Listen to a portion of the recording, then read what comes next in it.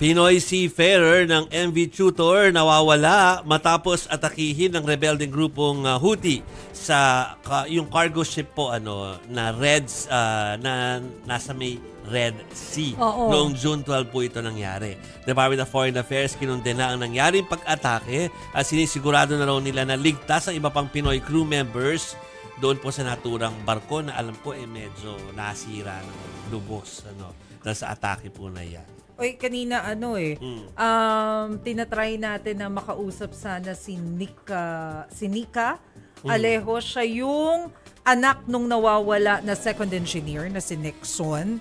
Kaya lang kasi nalobat siya But then, makikita mo dun sa post niya sa Facebook na syempre, she was so worried.